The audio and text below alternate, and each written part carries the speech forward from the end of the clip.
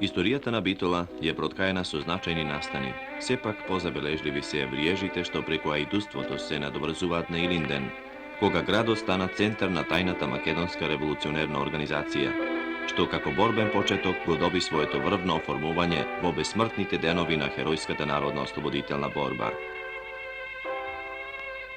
Таа нерамна и надчовечка борба за национална слобода и други права, градот даде повеќе стотини активни борци, од кои пред изгревот на слободата згаснаа преку 94 револуционери.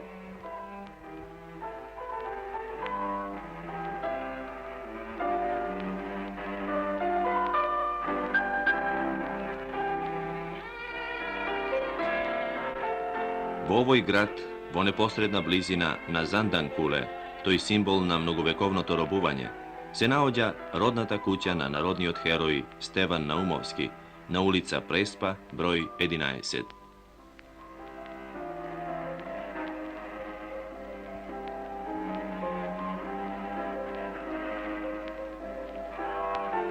Стив е роден во оваа соба на 27. октомври 1920 година.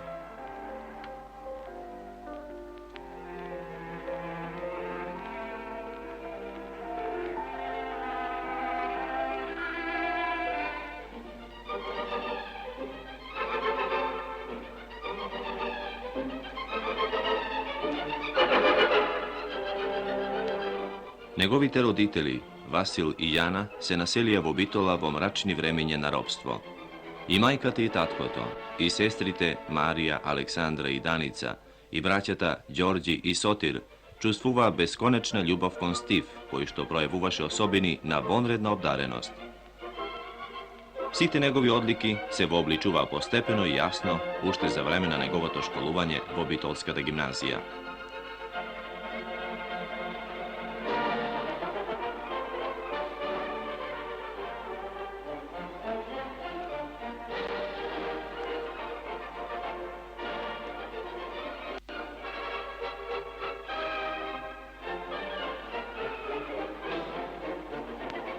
Стив беше еден од најдобрите ученици во гимназијата.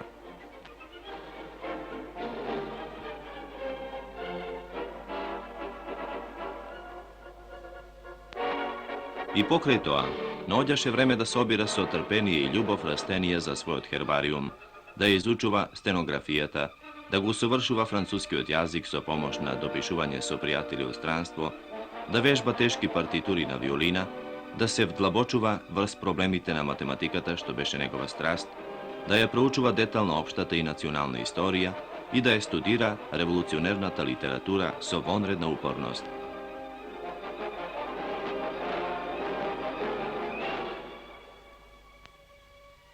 Темпераментниот карактер не му даваше воопшто да мирува, сакаше да се запознае со сите проблеми и самостојно да дојде до низ запознавања, што го привлекува неговиот чист, но немирен дух. Од тие причини не знаеше што е тоа умор. Работеше упорно, системно и плански, од ден на ден, се повеќе и повеќе.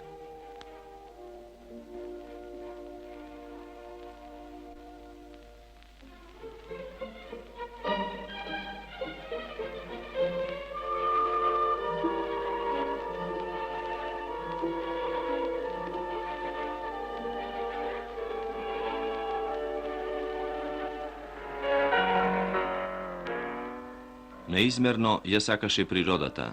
Често ги упатуваше своите погледи кон небото и со него почна да другува преку бројните воздухопловни модели што, откако ќе ги направеше, ги вишкаше по ливаѓето нагоре кон сините височини.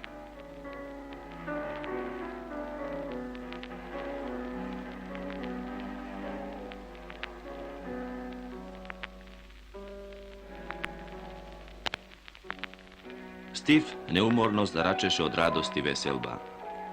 Го сакаше животот, своите другари, пријатели, соученици, луѓето воопшто.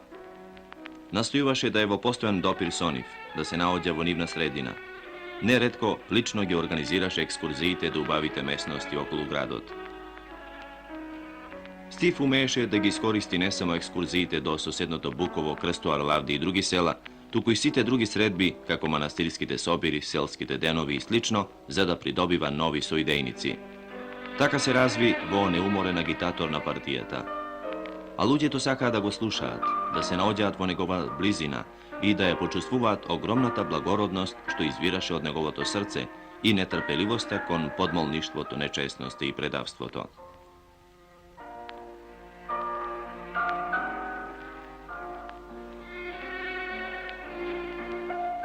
По завршувањето на гимназијата, Стив замина во Белград. Таму се запиша на авиотехничкиот оддел при Техничкиот факултет и се приклучи на напредната борба на студентската организација. Оттаму тој пишуваше: Драга сестро, за спиење плаќам цела една банка. Таму нека му е. Завршува тој, откако ги изнесува впечатоците за лакомите апетити на буржуазијата и заклучува: Пак битола, бабам битола. Предупредувањата на партијата за опасноста од фашизмот беа најочити кога хитлеровците посегнаа врз независноста на Чегословачка. Стив се пријави за доброволец, но набргу стигна 6 април 1941 година, кога започнаа ужасите на војната.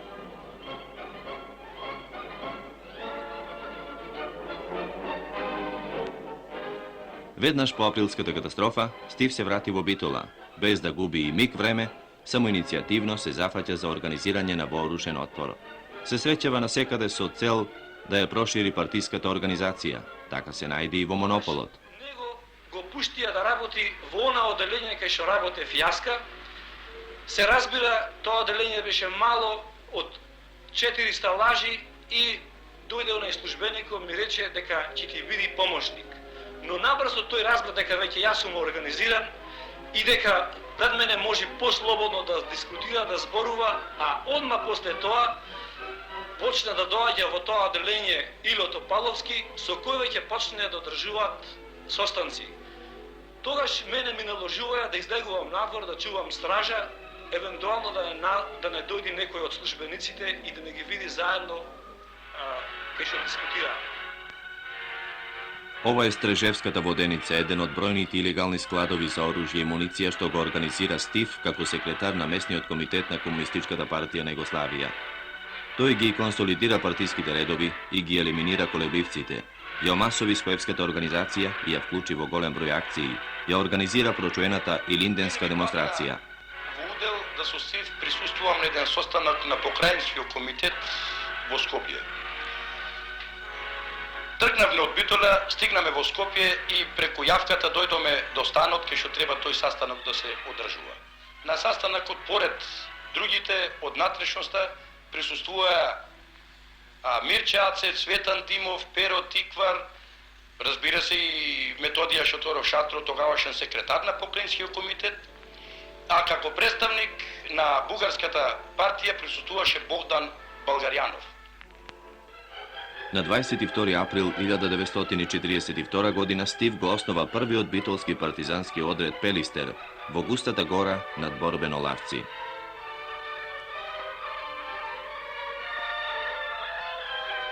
На оваа улица, недалеко од Широк Сокак, Стив требаше да одржи вонредно важен состанок со еден од своите соработници.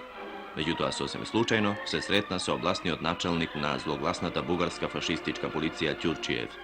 1942 година, месец мај, во станот на Пецо Стефановски беше Стив Наумов и јас и платник. Требаше на вечер да излеземе по некоја партиска работа. Стив излезе на еден правец, јас во друг. При враќањето нас да се вратам во станот, слушав неколку истрели револверски. Кога стигнав дома, видов да стварно нешто има и беа нешто збунети домаќините, а исто така и Стив и платник. Се качиме одма на спратот горе во собата како би поразговарале по тоа прашање. Одма Стив не извести да сретнувајќи се со полициски областен началник Ќурчиев, да избегне опасност да не биде ухапсен, беше приморен да го употреби оружјето. Иако знаеше да индивидуалниот терор е забранет и не требаше да се прави, а поготово во тој момент кој се недуваше партиската организација во Битола. Утрената са бајле, станав нарано во мукрите, по обичај и проверувавме надвор да нема нешто движење. Имаше движење од полицајци и војници. Нешто ни беше сумљиво и сметавме да опасноста е прилично поголема, ради тоа што дотогаш бугарите нема е направено целосна блокада на градот. Стив ја продолжи борбата, додека фашистите го осудија на смрт во отсуство, се префрли на Бигла, каде на 6. јули 1942 година го формира битолско-преспанскиот партизански одред Даме Груев.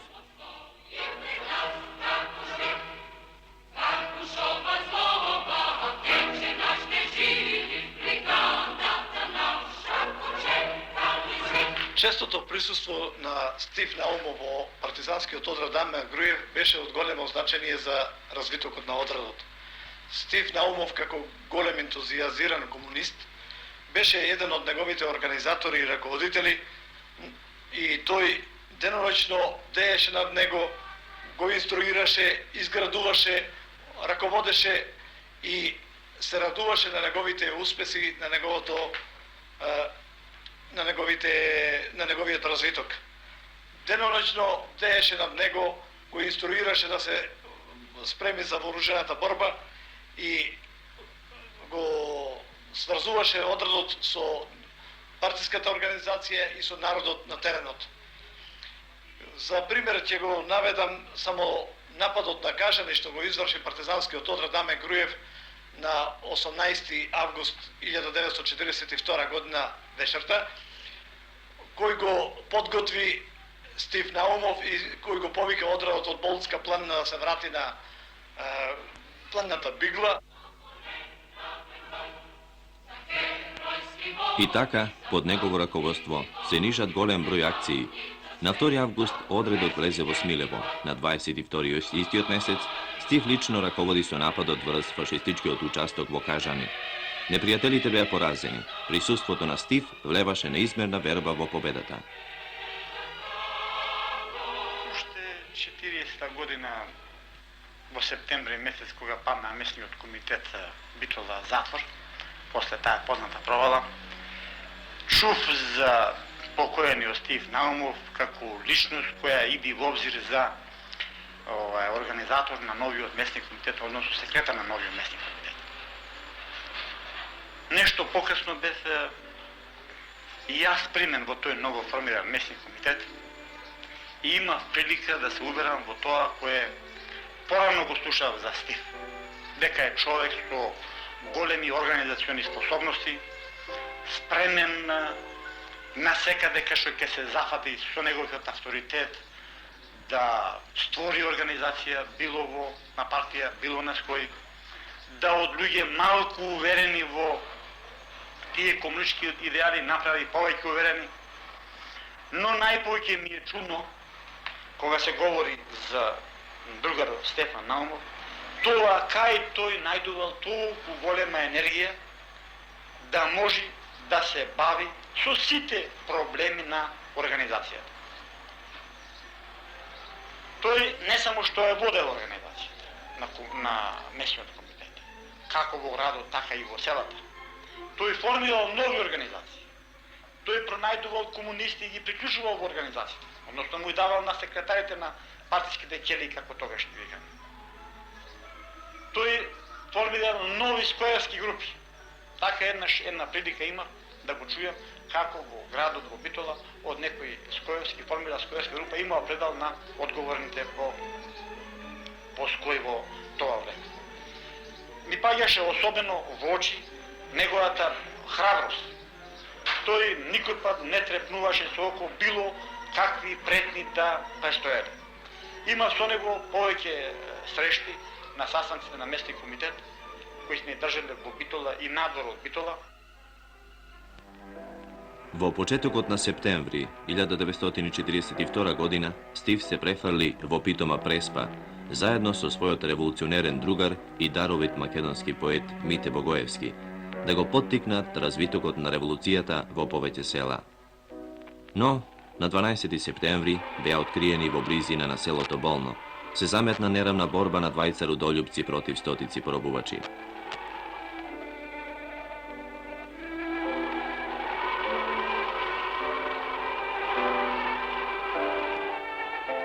Мите падна прв. Стив ја продолжи борбата, а кога му сврши муницијата, се самоуби со бомба.